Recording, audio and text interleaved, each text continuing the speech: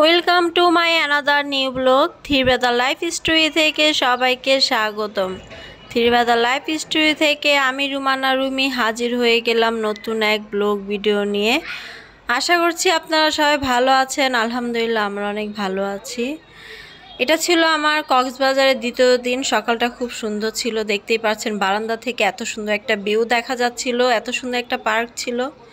বাসার সামনে এরকম পার্ক হলে বাচ্চাদের নিয়ে প্রতিদিন ঘোরা যেত। ঢাকা শহরে তার এরকম পার্ক দেখা যায় না, আর আমাদের বাড়িঘরে তো এরকম জায়গা নেই। তো যাই হোক, আমরা সবাই ঘুম থেকে উঠে একত্রে রেডি হয়ে চলে গেলাম নিচে নাস্তা খাওয়ার জন্য।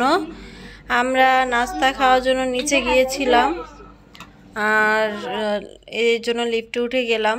তারপরে তো দেখতেই পাচ্ছেন সবাই আস্তে আস্তে নিচে গেলাম, গিয়ে দেখি টেবিলটা ফাঁকা। আর আমরা খুব সকাল সকালে গিয়েছিলাম নাস্তাটা খাওয়ার জন্য, যেহেতু আমরা দূরে ঘুরতে যাব, আজকে সারা দিনের জন্য বাইরে ঘুরতে যাব। এই জন্য সকাল সকাল বের হয়ে গেলাম নাস্তা খাওয়ার জন্য, আর যাতে আমরা তাড়াতাড়ি রেডি হয়ে তাড়াতাড়ি বের হয়ে যেতে পারি। এই তো আজকে সকালে নাস্তার মেনুটা খুবই স্পেশাল ছিল, আর আমার কাছে খুবই ভালো লেগেছিল। ঠান্ডা ঠান্ডা আবহাওয়ায় একটু গরম গরম খিচুড়ি, ভর্তা, মুরগির তরকারি, আর হইল সালাদ ছিল সাথে। তো ভর্তা দুই পদে ছিল, কালিজিরা ভর্তা, আলু ভর্তা, আর খিচুড়িটা ইয়ামি ছিল, খুবই মজা ছিল। আর এই তো আমরা সবাই খাওয়া দাওয়া করে উপরে গিয়ে রেডি হয়ে আবার সবাই লিফটে উঠে গেলাম নিচে যাওয়ার জন্য। সবাই একসাথে রেডি হয়ে নিচে গিয়ে দেখি যে জিপ গাড়িটা রেডি ছিল আমাদের জন্য। আমার হাজব্যান্ড ওরা আগে থেকে জিপ গাড়িটা ভাড়া করে নিয়েছিল। আজকে আমরা সারাদিন এই জিপ গাড়িতে কোথায় যাবো, কী করবো সব দেখতে পারবেন। লাস্ট অব্দি ভিডিওটা দেখবেন এবং আমাকে লাইক কমেন্ট শেয়ার অবশ্যই করবেন। তো আমার এই ভিডিওটা তো আগেই করার, সবাই জানেন আমি কক্সবাজারে গিয়েছিলাম, ব্যস্ততার কারণে আপনাদের সাথে আর আমার সম্পূর্ণ ভিডিওটা শেয়ার করা হয়নি। তাই আজকে এত ব্যস্ততার মাঝেও আমি আপনাদের জন্য ভিডিওটা নিয়ে আসলাম। আর এত সুন্দর প্রকৃতি দেখতে দেখতে, এত সুন্দর একটা রাস্তা প্রকৃতির মাঝখানে, কি আর বলবো। যাই হোক, এই ঝাউ গাছগুলো যেন সূর্যের সাথে সাথে চলছে, আর রাস্তাটা যেন অনেক সুন্দর। এক পাশে গাছ ছিল, পাহাড় ছিল, আর এক সাইডে সাগর ছিল। দুইটা মিলিয়ে জানে মানে অমায়িক একটা সৌন্দর্য করেছে। তো এই দুটো মিলে আমরা উপলব্ধি করতে পেরেছি যে আল্লাহ সৃষ্টি সবকিছু সুন্দর। তো আমরা সবাই জিপ গাড়িতে দাঁড়িয়েছিলাম, একটু এনজয় করছিলাম। আমার বাচ্চারা অনেক খুশি ছিল, আমার ছেলেরা আমার সাথে সাথে ছিল, ওরা আমার সাথে এনজয় করছিল। আর খুব মানে বাচ্চারা বলে না আনন্দময় দিন কাটায়, আমরাও খুব আনন্দ করছিলাম। আর জায়গাটায় আনন্দ করার মতো। আমরা আজকে যাবো টেকনাফ জিরো পয়েন্টে, এই জন্য আমরা সকাল সকাল বের হয়েছি। আর যারা টেকনাফ জিরো পয়েন্টে গিয়েছেন তারা অবশ্যই জানেন যে অনেকটা সময় লাগে এখানে যাওয়া আসা করতে। তো এই ব্রিজটা পার হতে আমার খুবই ভালো লাগে। আর এখানকার পানিটা এত স্বচ্ছ, একেবারে নীলা একটা পানি ছিল। আর এখানকার যে একটা লেক আছে, মানে কার্টিং করে, বোট কার্টিং করে, এখানে যাওয়ার খুব ইচ্ছে ছিল, বাট বাচ্চাদের নিয়ে যাওয়াটা হয়নি, কারণ রিক্স হয়ে যায়, এখানে বাচ্চাদেরকে নিয়ে যায়নি এই জন্য। আর এখানে ছিল আরেকটা রিসর্ট, এখানে হলো দোলনা ঝুলানো ছিল গাছে গাছে, সবাই এখানে এসে আরাম করে, এই রিসোর্টটাতে দাঁড়ায়। আমরা দাঁড়াই নেই, আমরা ডাইরেক্ট একবার টেকনাফ জিরো পয়েন্টে যাবো। এর আগে শুধু গিয়েছিলাম পাথরঘাটের নিচে। যাই হোক, দেখতে দেখতে আমরা অবশ্যই পাথরঘাটের নিচে চলে যাবো এখনই।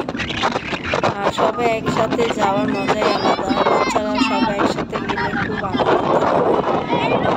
আমরা অনেক আনন্দিত ছিলাম, বুঝতে পারছেন। আর আমার ছোটো বাচ্চাটাকে আমরা গাড়ির ভিতরে দিয়ে দিয়েছিলাম সামনে, যেহেতু বাইরে অনেক রোদ আর বাতাস, বাচ্চাটার কষ্ট হবে, এই জন্য ওরা বাচ্চাকে নিয়ে গাড়ির সামনে বসেছিল। আর এত সুন্দর রাস্তা, কি আর বলবো, সাগরটা দেখলে মনে হয় হারিয়ে যাই, তাই না বলেন? তো আমরা অবশেষে পাথরঘাটা বিচে এসে পৌঁছালাম। এখানে এসে খুবই ভালো লেগেছে। আর অনেক মানুষ, এসব বিচে নামলে অসহ্য, মানে ভালো লাগে না, অনেক মানুষ। আমরা শুধু একটু ফাঁকা জায়গা খুঁজছিলাম, আর এত মানুষে মেলে যেতে ভয় লাগে। পাথরগুলো দেখতে পাচ্ছেন বিচের সামনে। তো অবশেষে আমরা আর ওদিকে যাইনি, আমরা একটা বোর্ডে উঠে গেলাম গাড়িটা আমরা ভাড়া নিয়ে অনেক দূর চলে গেলাম। খুবই ভালো লেগেছিল দূরে যেতে। আর আমার ভাগ্নি চালাচ্ছিল অবশেষে, বলছিল গাড়িওয়ালা ভাইকে যে চালাই, পরে ও ড্রাইভ করলো, ভালোই লাগছিল, দেখতেই পাচ্ছেন। আর সাগরের সামনে দিয়ে যদি গাড়ি চালিয়ে যাওয়া যায়, মনোমুগ্ধকর একটা জায়গা। আমার ছেলেদেরকে নিয়ে আমার দুলাভাই উঠেছে অন্য একটা বাইকে, আর আমরা উঠেছি এটাতে। খুব ভালো লেগেছে। দেখেন সমুদ্রের ঢেউ যেন আমাদেরকে ছুঁয়ে যাবে, এরকম একটা অবস্থা।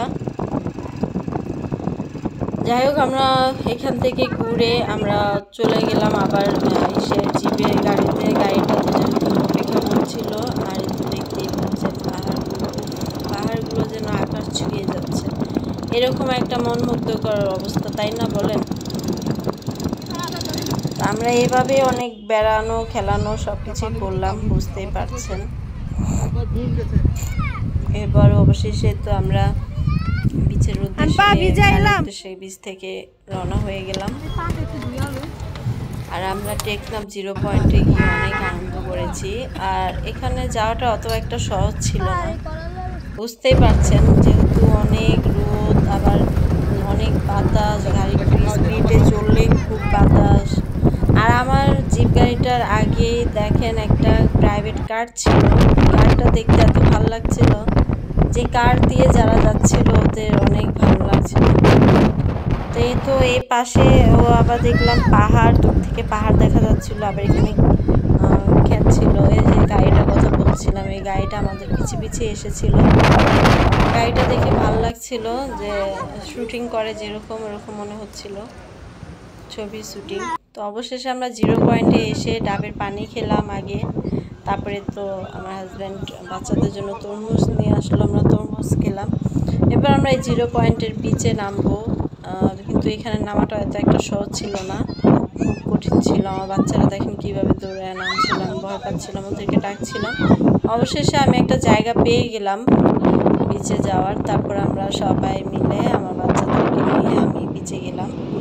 বিচে গিয়ে মানে এত ভালো লেগেছে, ছোটো ছোটো কাঁকড়া দেখা যাচ্ছিল, কাঁকড়া বাসা দেখা যাচ্ছিল। আর এখানে তো সাধারণত তেমন একটা লোক আসে না, ফাঁকাই ছিল, পরিষ্কার ছিল, ভালো লাগছিল।